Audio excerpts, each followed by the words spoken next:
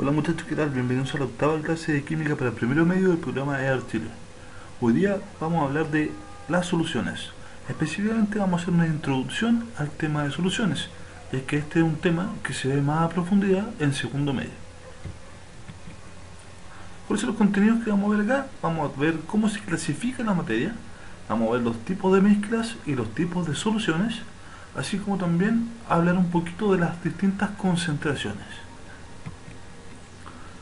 ¿Cómo clasificamos la materia? La materia se puede separar en mezclas y en sustancias puras.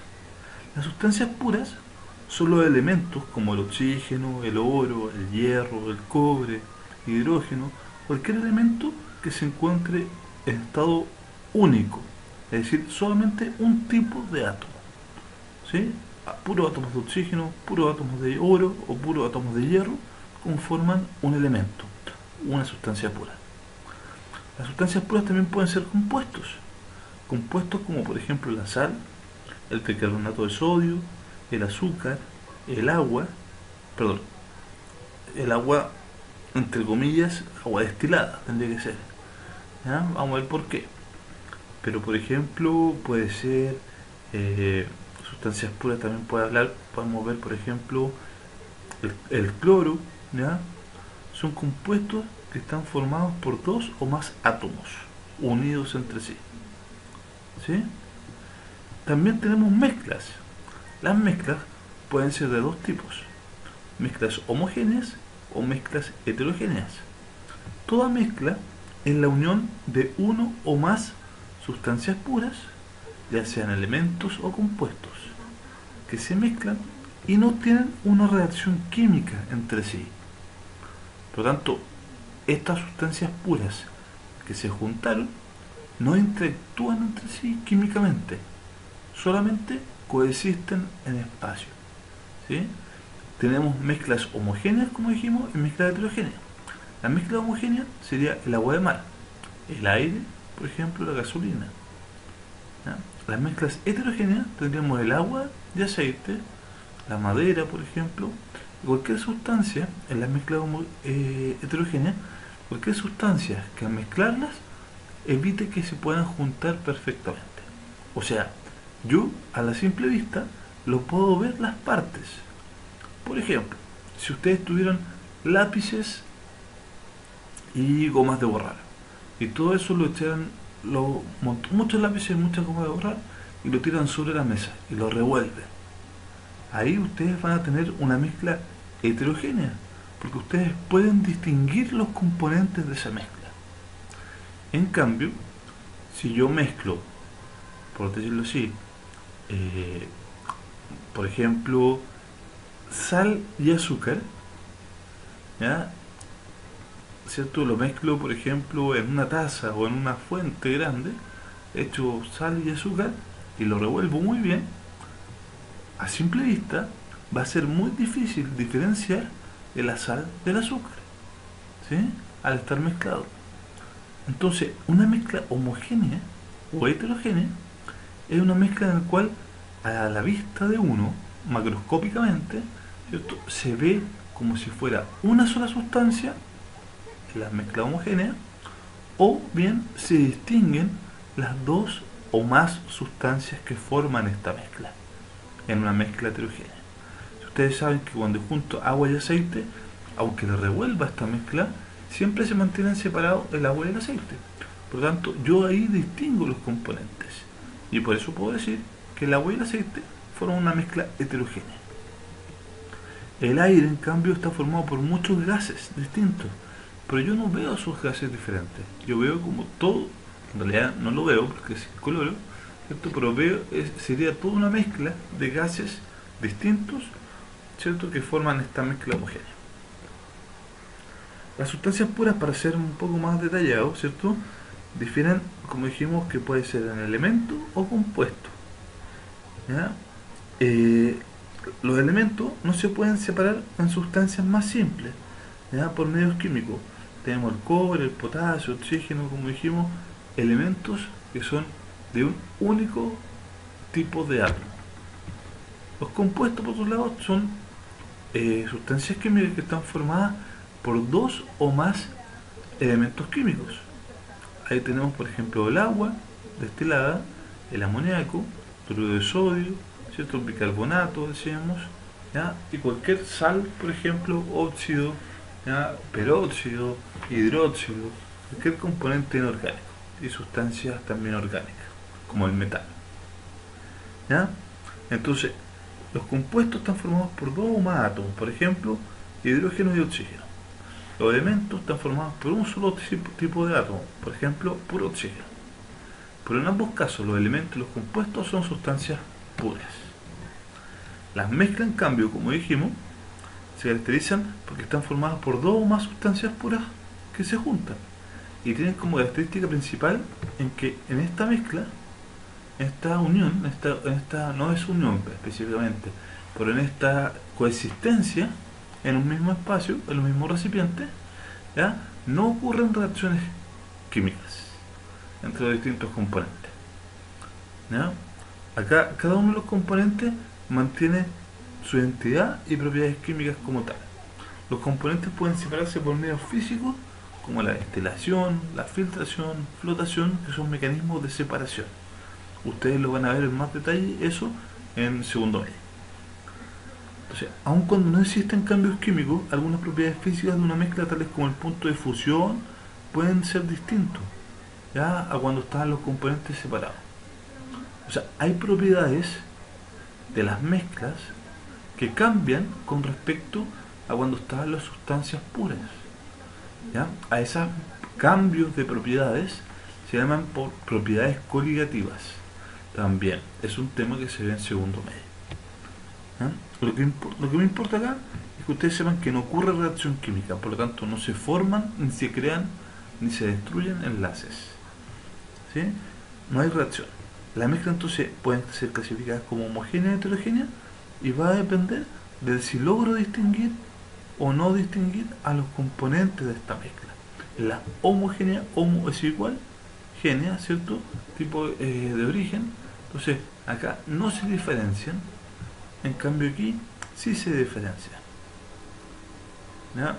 Se habla de que en las mezclas homogéneas hay solo una fase, es decir, se ve como si fuera una sola sustancia. La leche, por ejemplo, tiene distintos componentes: azúcar, agua, grasa, proteínas, y se ve todo como una sola sustancia, una fase. En cambio, cuando mezclo aceite y agua, yo distingo las dos fases: una fase líquida, que es el aceite, y otra fase líquida, que es el agua. Entonces, en las mezclas en general tenemos lo que se llama fase dispersante y fase dispersa, ¿ya? La fase dispersante es, por decirlo así, la fase continua, lo que está disolviendo o lo que está rodeando, por decirlo así, a la otra sustancia. La fase dispersa es discontinua, está separada una de otra por la fase dispersante, ¿sí? Dependiendo de la mezcla puede haber distintas fases dispersas y fases dispersantes. Entonces, la fase dispersante es esta continuidad, ¿cierto?, que está manteniendo separado en forma circular a la fase dispersa. Hay varios tipos de mezclas. Están las suspensiones, los coloides y las soluciones. Las suspensiones son mezclas heterogéneas cuya fase dispersa es un sólido y su fase dispersante es un líquido. Hay una sedimentación de la fase dispersa, ya las partículas son visibles y es filtrable. Las suspensiones se dice que son como una falsa mezcla homogénea, o sea, que en primera instancia se ve como si fuera una mezcla homogénea. Por ejemplo, yo tengo un frasquito con sangre, un tubito de sangre. Acá yo esto lo revuelvo y veo todo un líquido rojo, ¿cierto? Pero después de un tiempo, al dejar en reposo este frasco con sangre, voy a notar que los glóbulos rojos, glóbulos blancos, plaquetas, de componentes de la sangre, empiezan a bajar y a quedar al fondo del tubito. Y empieza a quedar un espacio acá, o sea, líquido, de tipo transparente o amarillento, que es el plasma. Por lo tanto, veo dos fases. O sea, al principio se veía como una sola fase, una mezcla homogénea. Pero en realidad, era una mezcla heterogénea. A estas falsas mezclas homogéneas se le llaman suspensiones. Eso mismo pasa con el smog en Santiago. Un coloide, por otro lado, es una solución, una mezcla en la cual la fase dispersante es insoluble en la fase dispersada, o sea, no se disuelve correctamente, ¿ya? No se distribuyen uniformemente en el medio y por lo tanto forman dos o más fases. En el coloide los componentes no decantan y no siempre son visibles. No decantan, que no van hacia abajo como la suspensión, no se va hacia abajo, ¿sí? Por lo tanto se mantiene firme. Ejemplo de coloide está la leche, la jalea, la mayonesa, el queso. Ustedes se fijan, tiene una estructura más sólida, líquida, más firme. No es tan sólida, sólida, pero tampoco es líquida, líquida, ¿sí? Eso es un coloide. Las partículas en las suspensiones son partículas muy grandes, por eso decantan. En los coloides las partículas son más pequeñas, por eso se mantienen y no decantan. Hay algo que se llama fenómeno de tandada. Este fenómeno físico hace que las partículas que son coloidales, por ejemplo como esta, en una solución o un gas, sean visibles al dispersar la luz. O sea, cuando yo le tiro luz a esto, yo logro ver los componentes de la mezcla, ¿sí? Se logra dejan pasar la luz, en otras palabras. Acá aparecen propiedades de los coloides y de las suspensiones que hacen la diferencia. Por ejemplo, el diámetro de las partículas tiene un diámetro así, un tamaño, ¿ya? 1 por 10 a la menos 5 a 1 por 10 a la menos 7. En cambio, en las suspensiones siempre son mayores a 1 por 10 a la menos 5. O sea, son más grandes las suspensiones. No tienen que ser el valor exacto, pues sí tienen que ser que son más grandes las partículas de las suspensiones comparadas al coloide. ¿Qué tan homogénea es esta mezcla? Los coloides están en el límite, son casi heterogéneos, por eso son homogéneos. Las suspensiones son heterogéneas, una falsa mezcla homogénea. La acción de la gravedad puede cimentar, pueden precipitar, decantar, bajar, pero es difícil, generalmente se mantienen los componentes. En cambio, en las suspensiones, los componentes como la sangre, los glóbulos rojos, ¿cierto?, bajan, como el smog decanta, ¿ya? Las técnicas para poder separar los componentes de un coloide es mediante extracción. Eso lo van a ver ustedes más adelante.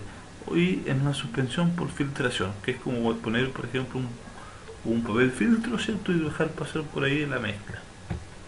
Como son grandes las partículas quedan atrapadas en este papel. Ejemplos de coloides está la albúmina, fibrinógeno, ¿cierto?, y la suspensión de los glóbulos rojos, glóbulos blancos en la sangre. Ahora, un tipo de mezcla especial, ¿cierto?, es lo principal que ustedes van a ver también en segundo medio, son las soluciones, o también como se llamaba antes, y que algunos profes más antiguos, ¿cierto?, también le dicen todavía, disoluciones, ¿ya? La mezcla homogénea, llamada soluciones, es la mezcla homogénea real, la principal, ¿ya? Esta mezcla homogénea de uno o más solutos, una sustancia que el soluto es la sustancia que se disuelve, están distribuidos en un disolvente o solvente, que es la sustancia que hace que se disuelva el soluto. O sea, soluto es la sustancia que se disuelve en un solvente o disolvente. El disolvente, por lo tanto, es la sustancia que permite disolver, o en otras palabras, entre comillas, por ahora, disolver o separar a las partículas de soluto, ¿sí? Ojo con la palabra que usamos, ¿cierto? Separar. Disolver es muy parecido a separar, ¿ya? Este componente entonces se encuentra en mayor proporción y es el que determina el estado de agregación en que se encuentra la disolución. El disolvente o solvente siempre es lo que se encuentra en mayor proporción, en mayor cantidad. O sea, hay algunas excepciones, pero es lo que permite decir en qué estado va a estar esta solución. Si es líquida, si es gaseosa, si es sólida. Entonces, el diámetro de las partículas de las soluciones es menor a 10 a la menos 6. O sea, las partículas de las soluciones son partículas muy pequeñas. Más pequeñas que las suspensiones, más pequeñas que en las que los coloides, ¿sí? Dependiendo entonces del número de componentes, la solución o disolución puede ser binaria, terciaria, cuaternaria, etcétera. O sea, yo tengo, por ejemplo, un soluto más el disolvente, me va a producir la solución o disolución. ¿Sí? Soluto más disolvente, disolución. O sea, si yo les digo que tengo, por ejemplo, 10 gramos de soluto y tengo 10 gramos de disolvente, ¿cuántos gramos de disolución habrá? 20. ¿Sí? Si tengo 50 gramos de disolución y el disolvente son 20 gramos, ¿cuánto tendré que ser los gramos de soluto? 30 gramos. ¿Se entiende? Siempre soluto más disolvente es igual a disolución. Principalmente cuando hablemos de moles o cuando hablemos de gramos. Los tipos de soluciones entonces, según el estado físico de sus componentes, pueden ser de acuerdo a la mezcla que se produzca. Por ejemplo, puedo tener un soluto que es un gas y otro disolvente que es un gas, y el estado de la solución va a ser gaseoso, por ejemplo el aire. Ahora, si el soluto es un gas y el disolvente es un líquido, el estado de la solución va a ser líquido, como es el disolvente. ¿Sí? Ejemplo de esto es la bebida gaseosa. Una Coca-Cola, por ejemplo, yo tengo un líquido en el cual está disuelto gas, y cuando yo abro la botella, ese gas sale, empieza a salir, el burbujeo de la bebida gaseosa. Ahora, si tengo un gas y sólido, el estado de la solución va a ser sólido, ¿cierto? Y esto es hidrógeno en el paladio, en un tipo de mezcla, lo hace más liviano. Está el líquido con otro líquido, ¿cierto? El estado va a ser líquido, y esto, por ejemplo, alcohol con agua. Sólido líquido, típico de la sal con el agua, en el agua. Ahora, dos sólidos juntos, estos se derriten y se tienen que mezclar, y se derriten, se mezclan y se enfrían nuevamente. El estado final va a ser sólido, y eso es característico de las aleaciones metálicas.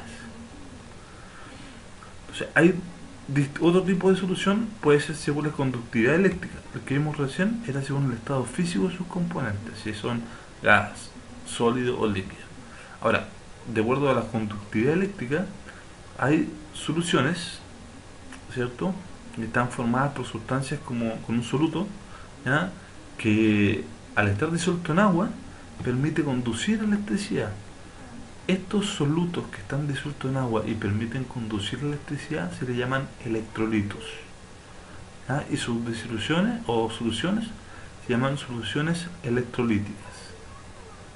Entonces, algunos electrolitos fuertes y débiles del medio acuoso cuando están en agua, el NaCl, el sal común, es un electrolito fuerte, o sea, permite conducir la electricidad. El ácido sulfúrico, el hidróxido de sodio también son electrolitos fuertes. ¿Por qué? Porque en el agua, si estos son solutos, en el agua lo que hace es separarlo. Por ejemplo, el NaCl lo separan Na más y Cl menos. ¿Sí? Y siempre para que haya transmisión de corriente eléctrica, tienen que haber cargas, positivas o negativas. ¿Sí? Coexistir ambos tipos de cargas. Los electrolitos débiles están, por ejemplo, el ácido carboxílico, el ácido acético, el ácido sulfídrico, ¿ya?, que son ácidos más débiles, que prefieren estar así más que separarse. O sea, un electrolito es una sustancia que se disocia inmediatamente en medio acuoso, en partículas con carga eléctrica llamadas iones. O sea, a los electrolitos que les cuesta separarse al estar en agua son iones débiles y conducen menos energía eléctrica, corriente eléctrica. La teoría de la disociación eléctrica es lo que se plantea acá principalmente, que ciertas sustancias frente al contacto con el agua forman iones positivos y negativos que conducen la corriente eléctrica. Por ejemplo, A, B, al ponerlo en contacto con el agua se separan A más y en B menos, ¿sí? Así como dijimos, las soluciones o disoluciones pueden ser electrolíticas o no electrolíticas.